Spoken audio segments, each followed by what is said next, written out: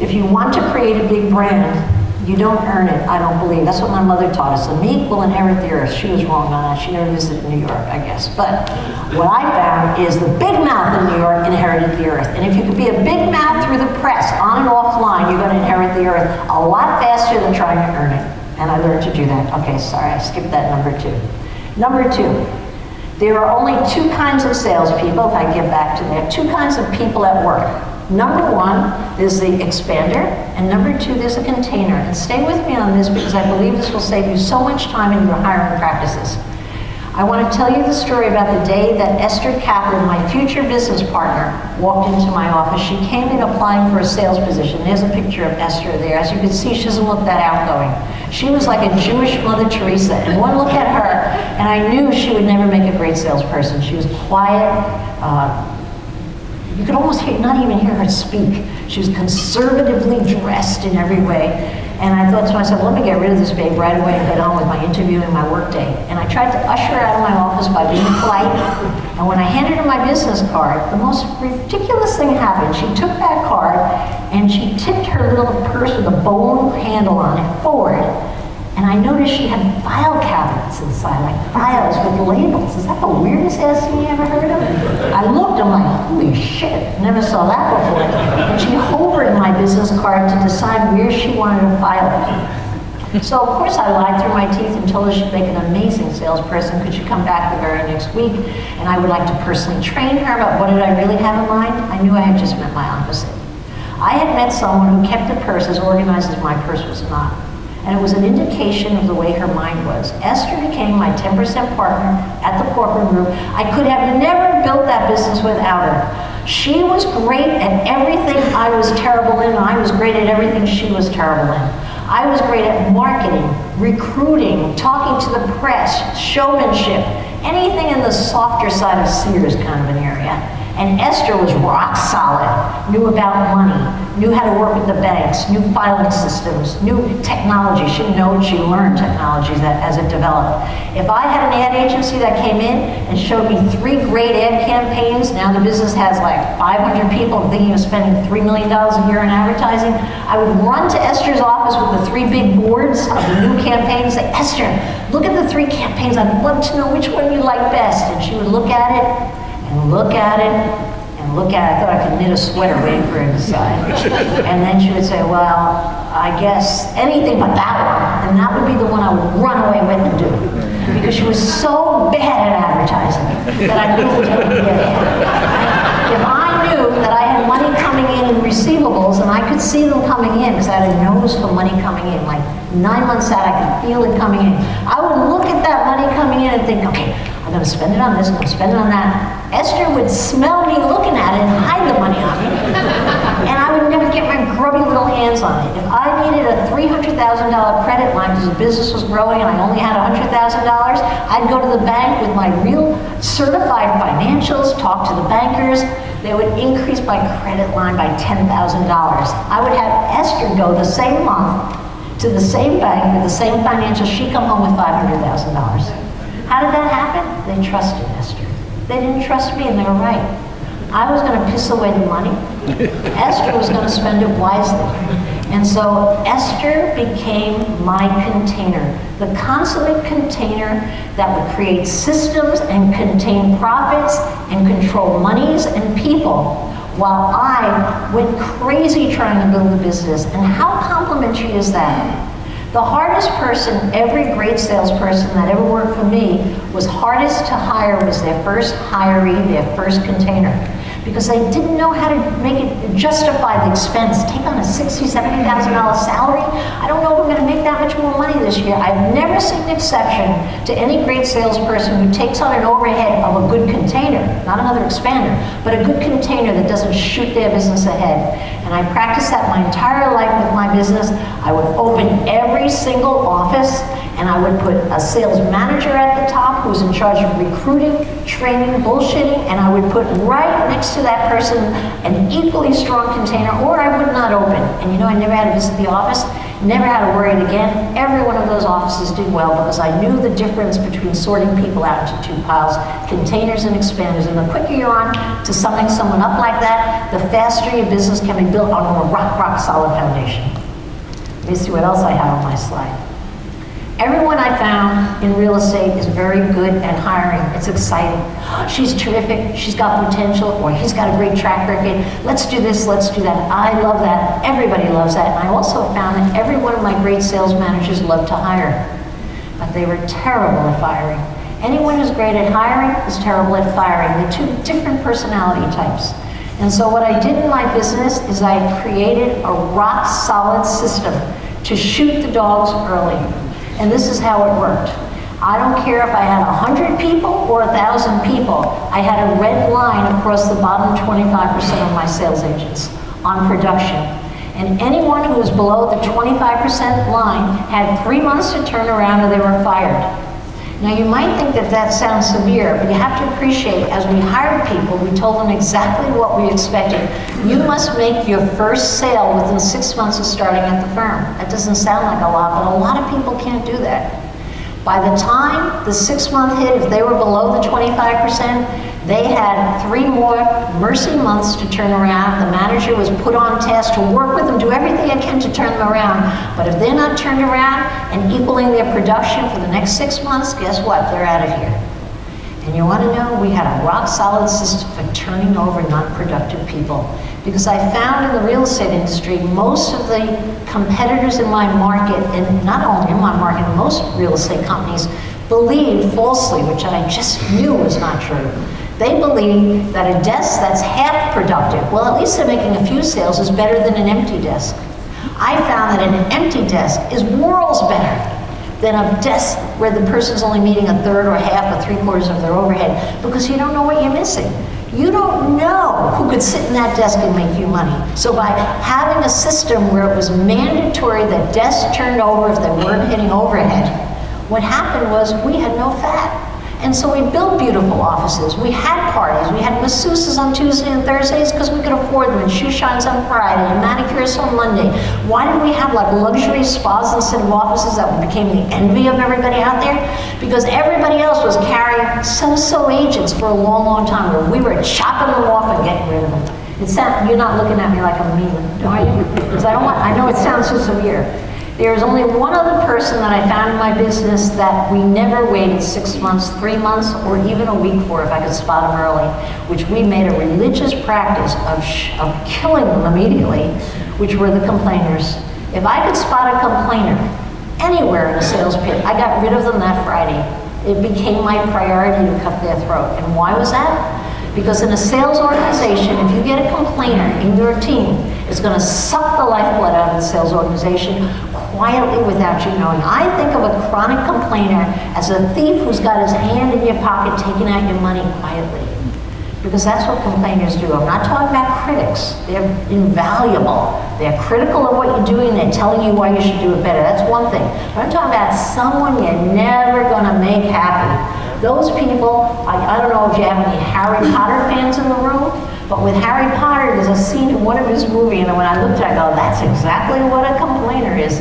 It's all Harry and his friends are in a train, and these guys, what are they called, dementia people or something, came in the windows and sucked the life out of their mouths. Did you ever see that scene? It was foggy, you weren't sure what was wrong, but Harry's happiness and all of his friends' happiness was being sucked out of their mouth. That's what a complainer is in a sales organization. So I had a lovely way of firing complainers, and it was so simple. Do you have a few minutes for me on Friday? Yes, oh good, see you at 2 o'clock. And this is how quick a complainer went, all right? Because I felt no obligation, they were the enemy. You don't fit in here, I'm afraid you have to leave. Why? I'm producing, because you just don't fit in here. You know what I learned over the years? You give them a reason why you hate them, which is basically a chronic complainer. That conversation goes on for forever and you're defending yourself. Just, it doesn't fit in here. I never felt guilty, and believe me, firing people who couldn't produce, I felt terribly guilty. I did everything in my power to turn them around, to help them onto their new stage in life, but not with the complainers, like, off with their heads, next. So, what I have to say simply is complainers have to be going out, and you need, if you're going to build a powerful business on a strong foundation, you have to mandate a firing system, whereas, of course, the Southerners like to say it's shoot the dogs early. If they're barking early in the morning, they're going to be barking all day, might as well go out and shoot them.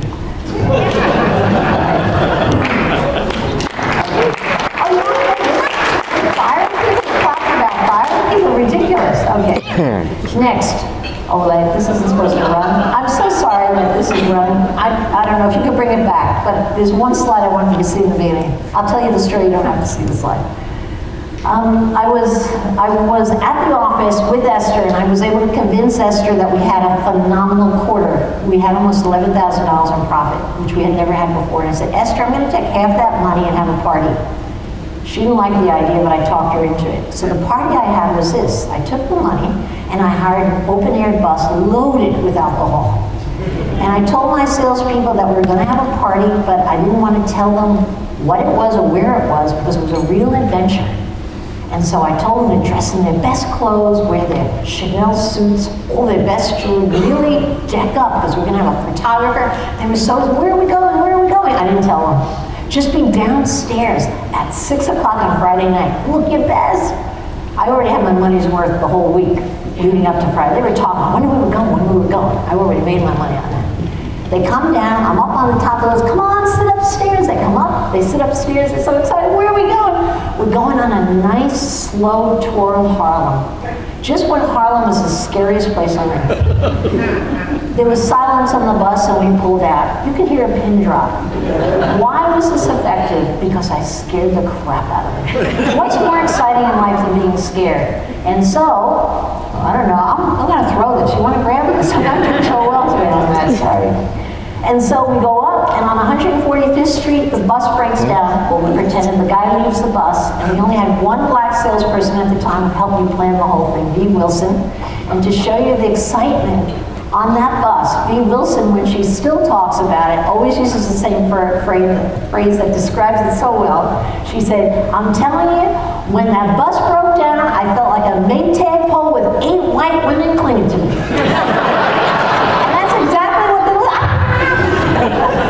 A funny thing happened, right? That was, of course, a Friday night. In those days, people didn't work weekends before the market changed. But when everybody came in on Monday, I witnessed the miracle of all miracles. I saw Carrie Chiang, my Asian Express powerhouse salesperson, talking to my waspy Sharon Dow, Miss Harvard MBA herself, who hated each other because they were both the top salespeople.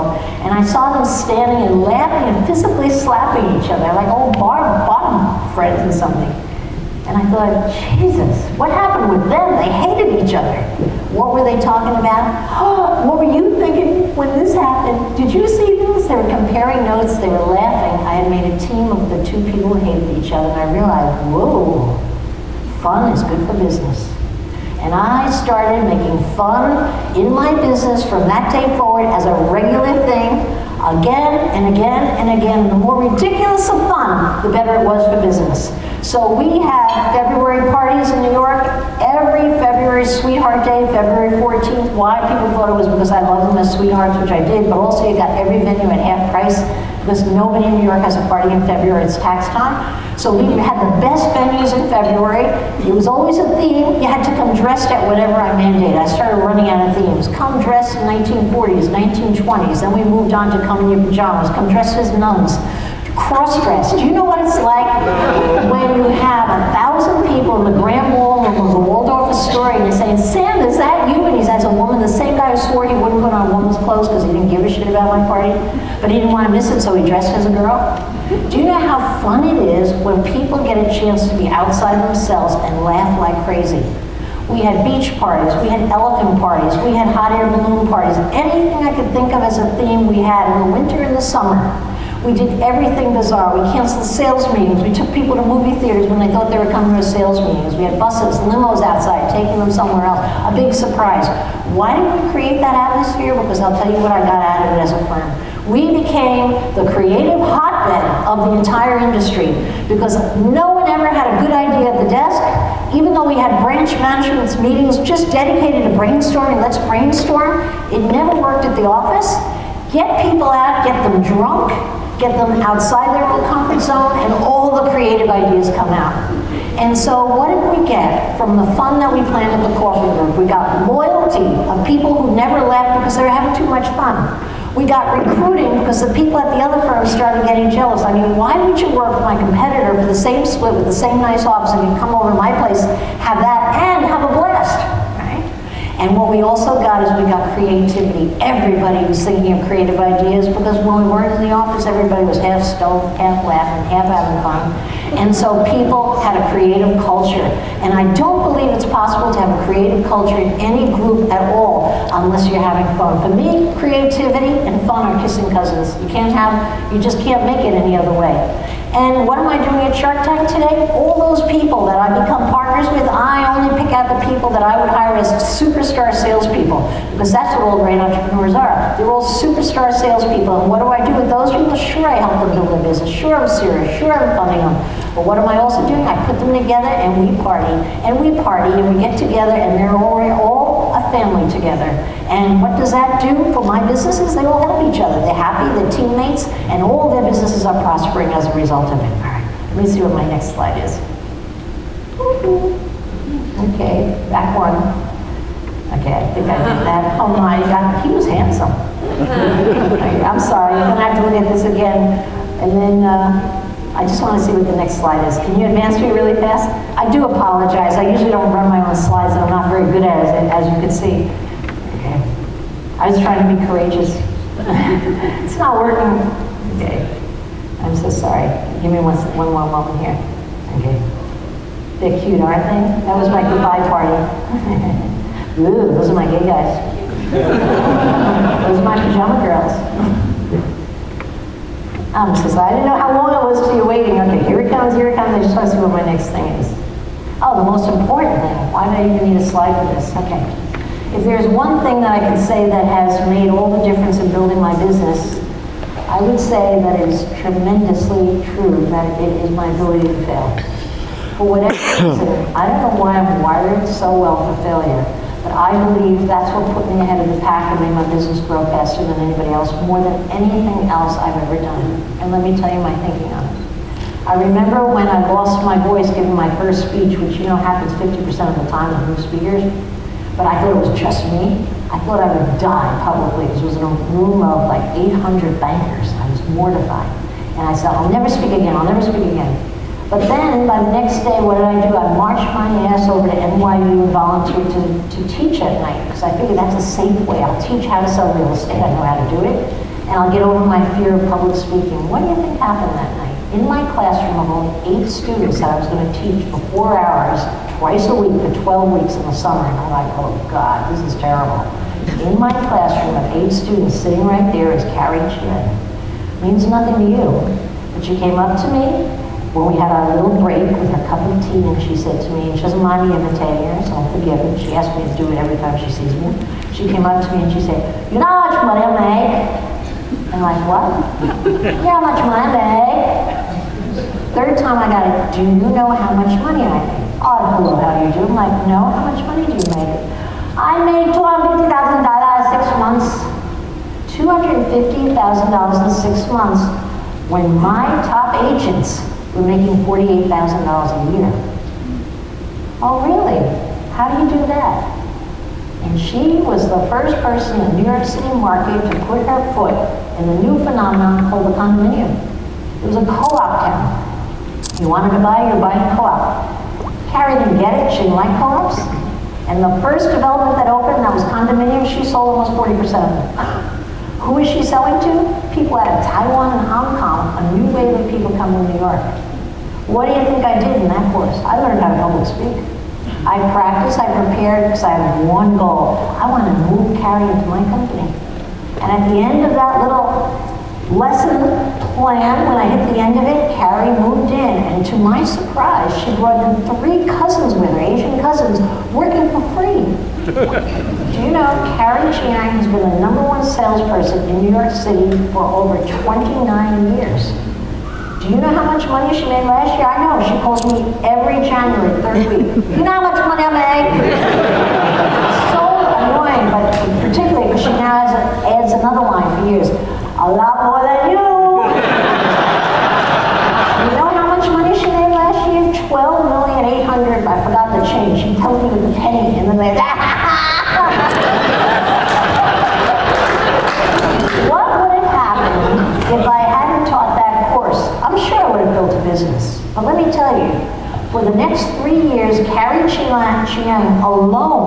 compared to, I had at the time over 40 salespeople, was producing 80% of my revenue. What would I have done without that? Maybe I would have survived, but I wouldn't want to guess. All I'm saying is, I got carried in the act of being courageous of getting over my failure. It was as simple as that. When I had my first real profit, I made $77,000 toward the end of the year, and I told Esther, we don't want to pay Uncle Sam. Let's spend it. She didn't want to spend it. She wanted to save it. Pay Uncle Sam and save $35,000. How boring.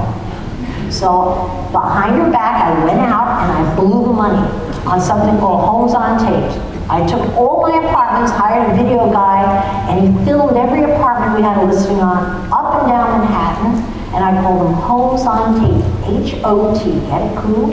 And I announced at my sales meeting from now on people could choose apartments in their lazy boy chair. And this is going to be the newest, the greatest thing. And what do you think happened? It was a failure. And I blew the $77,000. Esther didn't talk to me for months. She was so angry. I don't blame her. But I was with my husband, who was a Navy captain, who just came back from playing war games in South Korea against the North Koreans. And he said, it was so exciting this year. We blew them up. We're defenseless. And this is what boys do with our tax dollars, by the way, if they're in the Navy. And he said, it was in real time. In real time, we could see it happen. I'm like, what do you mean real time? He says, on this new thing called the internet. I go, what's that? And he tells me that the government has this new thing called the internet. So I immediately saw the opportunity to get over my failure, and I took all my tapes just to save face and threw them on the internet under Corcoran.com. Within 1 week, we had 2 sales out of 1. Boom! It happened that quickly. I immediately went out and registered every one of my competitors' URLs under my name right away.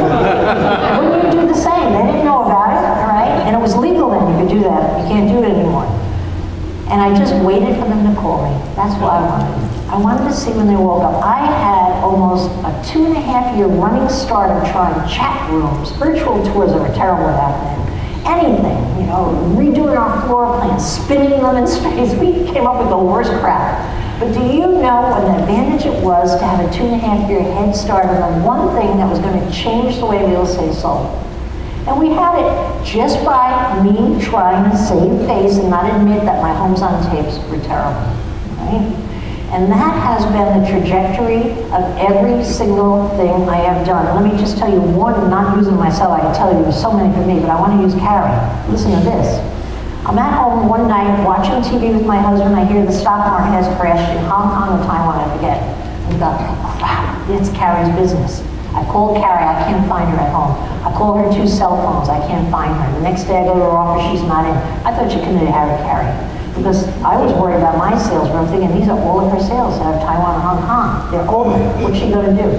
She marched into my office when we all thought she was long dead, looking disheveled like she had been beaten up. And I'm like, Carrie, I'm so happy you're here. And she goes, I up all night. You know what I do? No, Carrie. I up all night. I get 186 new listings. That's how she thinks.